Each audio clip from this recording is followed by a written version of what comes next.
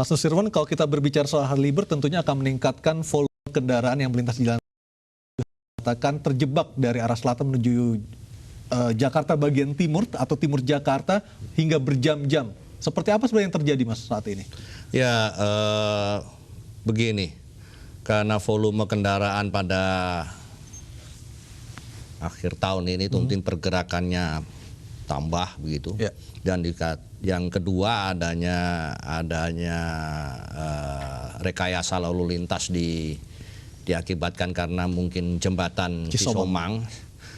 Nah, ini maka terjadi kemacetan, hampir bukan hanya macet bergerak pelan-pelan tapi berhenti. Anda tidak pakai forrider sebagai anggota dewan? Tidak usah. Nah, tapi hanya ingin kami sampaikan di sini bahwa fungsi lembaga-lembaga itu perlu jelas. Saya tegaskan berdasarkan ketentuan aturan perundang-undangan. Rekayasa lalu lintas, pengendalian lalu lintas ada di dalam kewenangan kepolisian lalu lintas Republik Indonesia nih, Kepolisian Republik Indonesia, Lantas. Sehingga dalam kondisi untuk mengantisipasi apa yang terjadi untuk akhir tahun ini berkaitan dengan jalur di tempat lain di mana Cipularang, jembatan tersebut, maka rekayasa lalu lintas ini harus segera bergerak cepat, mengantisipasi. Contoh bentuk antisipasinya adalah bahwa untuk alat-alat berat, kendaraan beroda bersumbu banyak, itu dipisah. Artinya tidak boleh melintas di jembatan Cisomang? Bukan itu. Sebelum ini kita bicara jalur sebelumnya. Sebelum menuju masuk ke Cisomang, menuju ke Cikampek dan sebagainya. Itu dari Jakarta Outer Ring Road, lingkar luar, itu mungkin perlu dipisah antara kendaraan roda 4 biasa yang tipe 1 itu masuk dari jalur yang berbeda, kan bisa agak memutar bisa. Karena kalau semua ditumpuk menjadi satu di interchange di Cikunir, itu bertumpuk semua, baik yang itu kontainer maupun truk-truk berkapasitas besar menjadi satu dengan kendaraannya Bu Ellen begitu, itu sudah kacau, tidak karu-karuan. Nah ini maka ini peranan lalu lintas, polisi lalu lintas untuk bisa mengatur, pisah saja, dan sejak dari jauh-jauh, jarak jauh-jauh sudah di pemberitahuan.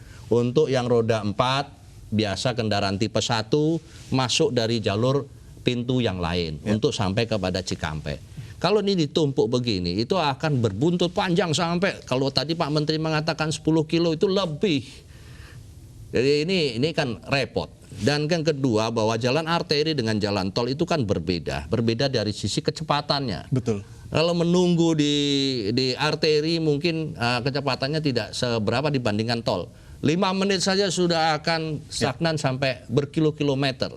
Nah ini maka peranan lalu lintas, kami berharap itu segera cepat di dalam beberapa waktu ini, jam-jaman ini, untuk mengatur di wilayah lalu lintas di Jawa Barat ini, DKI dan Jawa Barat ini. Bukankah waktu itu polisi juga sudah sempat mengatur truk-truk dengan tonase besar dengan sumbu yang tadi Pak Nusirwan sebutkan tadi hanya boleh melintas di jam-jam tertentu saja. Tapi kenyataannya saat ini dari pagi hingga malam pun truk yang sama bisa melintas di Jakarta Outer Ring Road.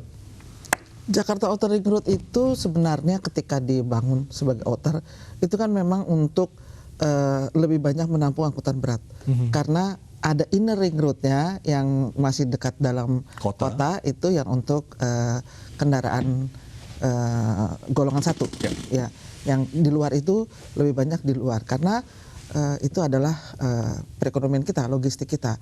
Tetapi pertumbuhan Jakarta dan sekitarnya itu justru bertumbuh di sepanjang jalan itu. Kita tahu kan Karena pembangunan sekarang perumahan lebih baik di pinggiran Jakarta kan, Iya. bukan di tengah lagi. Itu kan belum terlalu pinggir juga gitu. Maksudnya di sepanjang Johor itu sudah jadi perkantoran Betul. yang begitu masif Seperti Pangeran bertumbuh. Antasari misalnya atau TBC Matepang Iya. sampai menjadi CBD yang baru kan di Jakarta, Iya. bukan lagi menjadi hunian. Iya, udah CBD, Iya. ada juga hunian dan juga apartemen segala macam, di situ ada hotel.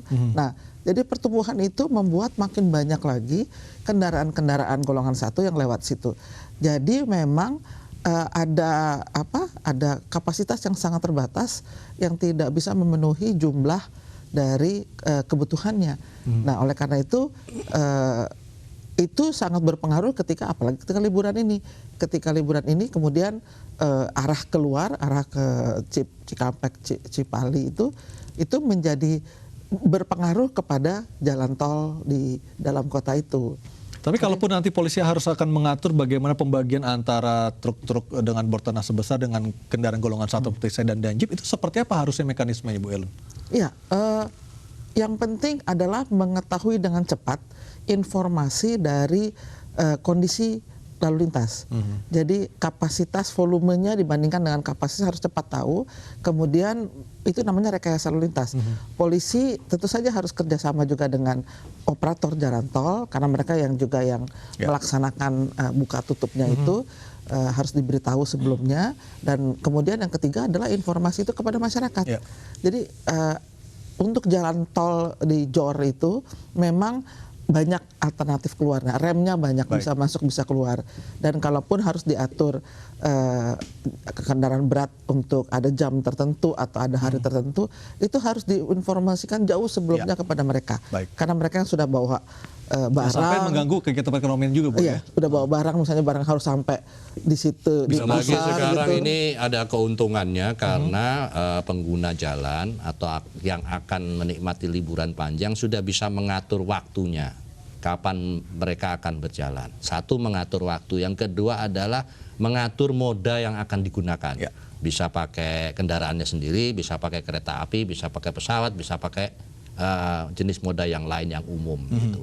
Nah, ini sudah bisa didistribusi. Saya melihatnya ini sekarang sudah perkembangannya beda dengan pada waktu libur panjang Jadi yang sekarang lalu. sudah banyak pilihan sehingga sebenarnya antisipasi kemacetan sudah bisa dilakukan jauh-jauh hari. Tentu bahwa pengalaman itu tentunya adalah guru yang paling bagus ya. Pada waktu itu mungkin rasanya kalau tidak mencoba tol yang baru mungkin nggak enak juga. Mari kita bersama-sama mencoba tol baru. Dia ke Semarang lewat tol baru, Mas? Enggak.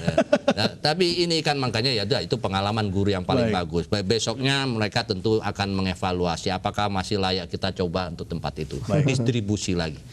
Mas, makasih atas waktunya. Bu Ellen juga terima kasih atas waktunya. Dan pemirsa, demikianlah akhir dari perbincangan kita di iTalk malam hari ini. Saya Aryo Ardi, selamat malam dan sampai jumpa. Makasih, Bu Ellen.